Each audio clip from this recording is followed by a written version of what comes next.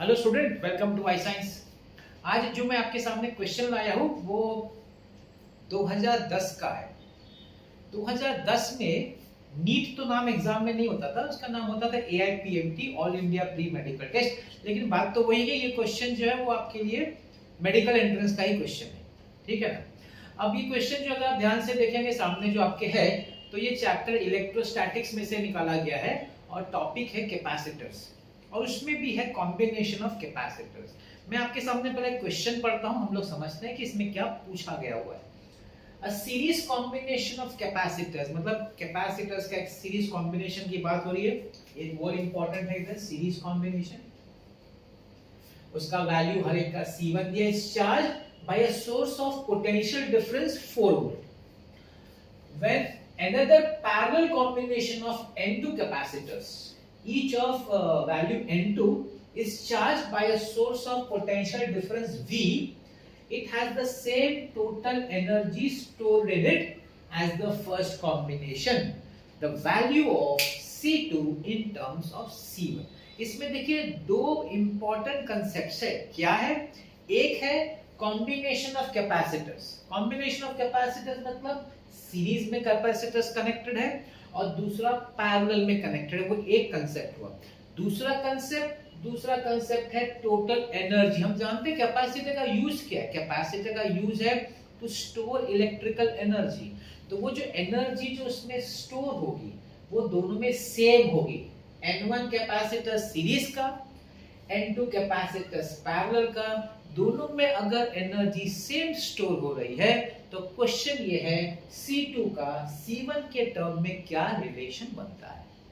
I hope आपको question समझ में आ गया होगा। आप जानते हैं कि मैं अपना जब भी जो क्वेश्चन सॉल्व करता हूं तो सिर्फ फॉर्मूला देके खत्म नहीं करता हूं, मैं पहले उसका कंसेप्ट समझाता हूं तो आपका कंसेप्ट रिवाइज भी हो जाएगा, इसका बेनिफिट हो जाता है। उसके बाद जब हम सम सॉल्व करते हैं तो बड़ा आसान लगता है वही चीज अप्लाई करते हुए। चलिए देखते हैं।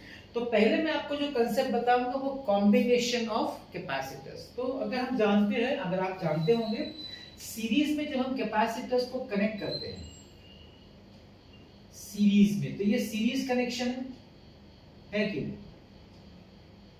अब मैं 3 दिखा देता हूं और आगे चल के डॉट डॉट दिखा दूंगा।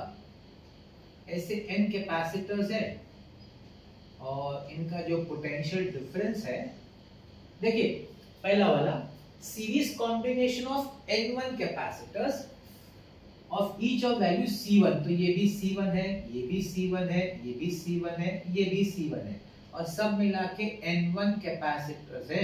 N1 कैपेसिटर्स, ठीक है। ये आपका पहला कंसेप्ट हुआ। अच्छा, यहाँ पे जो पोटेंशियल डिफरेंस है, जो फीडी अप्लाई हुआ है, वो 4 वोल्ट का अप्लाई हुआ। दूसरा कॉम्बिनेशन क्या है? पैरेलल। ये सीरीज कॉम्बिनेशन है। दूसरा कॉम्बिनेशन बात कर रहा है पैरेलल का। अब पैरेलल की बात करेंगे तो ये आपका पहला हो गया, ये दूसरा हो गया।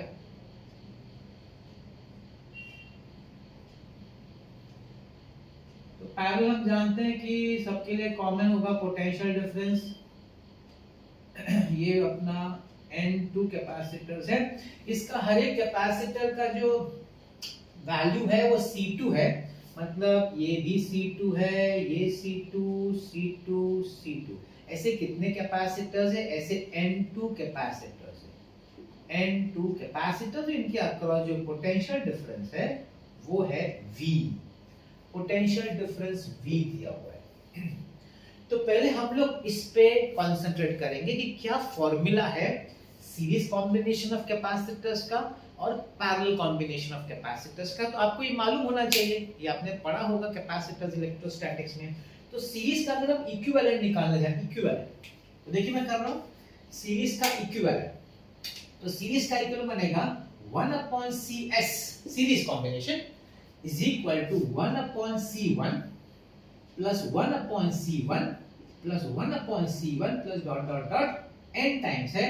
तो मैं लिख देता हूं n times, it is n times. तो 1/CS।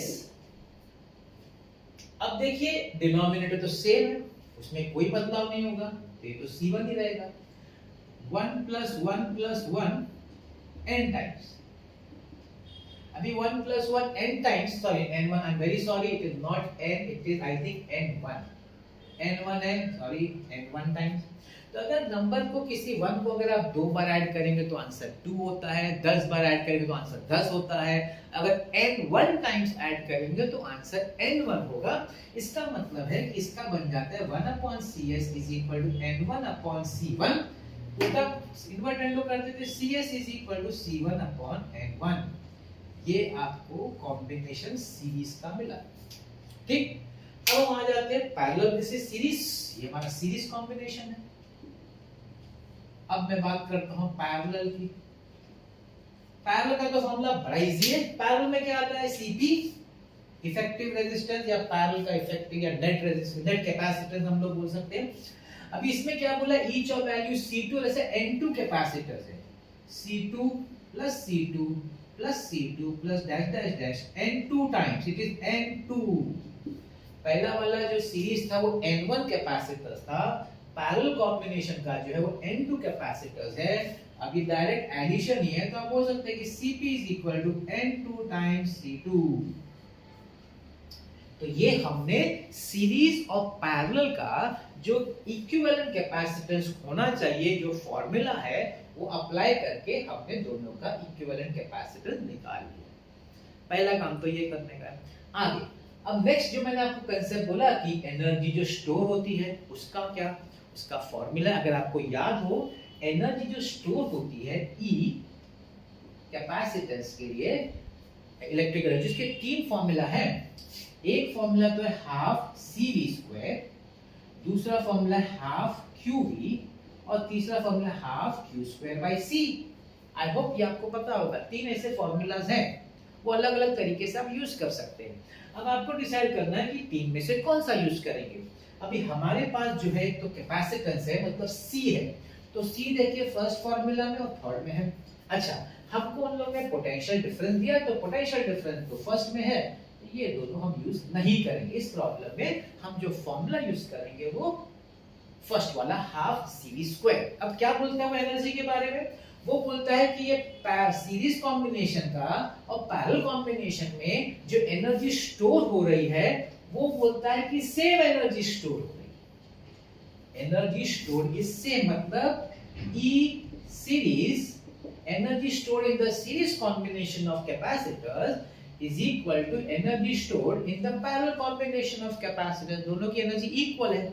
और जैसे कि मैंने कहा हम यूज करेंगे हाफ CV², तो ये आएगा हाफ CS, V की जगह पे आएगा सीरीज कॉम्बिनेशन V4V है, तो 4V² is equal to half CP, और पैरेलल कॉम्बिनेशन में वो पोटेंशियल में V है, तो V², हाफ और हाफ कैंसिल हो गया, तो CS, अभी CS का वैल्यू क्या है इधर, तो CS क्या है हमारे पास, C1/N1, C1/N1 into 16 V² is equal, CP क्या है भाई, CP N2C2, N2C2 V² cancels. अब हमसे क्या पूछा गया है, हमसे पूछा गया है C2 in terms of C1, हमको C2 ढूंढना है, N2 को नीचे ले आओ, C1 into 16/N1 N2 is equal to C2। क्या ऐसा कोई आंसर है, 16 C1/N1 N2? यस, आंसर है, एंड ऑप्शन इज ए। तो इस तरीके से ये सम बड़ा इजी सॉल्व हो गया अगर आपको ये कंसेप्ट और एनर्जी का फॉर्मूला आता है तो। अब देखिए क्वेश्चन कितना आसान है। इसमें क्वेश्चन ये हो सकता है कि सर इतना कोई डिटेल में एग्जाम में भी करना रहेगा, मतलब एग्जाम में ये सब करना पड़ेगा क्या? बिल्कुल नहीं, ये तो एमसीक्यू है। मैं डिटेल में इसलिए पढ़ाता हूँ क्योंकि आपका कंसेप्ट स्ट्रांग होना चाहिए।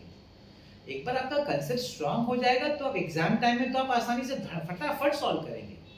आप शायद 1 मिनट के अंदर सॉल्व भी कर ले, क्योंकि आपका कंसेप्ट क्लियर है। देखिए मैं आपका कंसेप्ट स्ट्रांग बनाने की कोशिश कर रहा हूँ। मेरा एक एम है कि आपका कंसेप्ट स्ट्रांग होना चाहिए। ऐसा कहा जाता है कि मेडिकल स्टूडेंट्स का फिजिक्स बड़ा वीक रहता है, उनको फिजिक्स से डर लगता है। मैं चाहता हूँ वो डर न रहे, इसलिए मैं बड़ा डिटेल में पढ़ाने की कोशिश करता हूँ।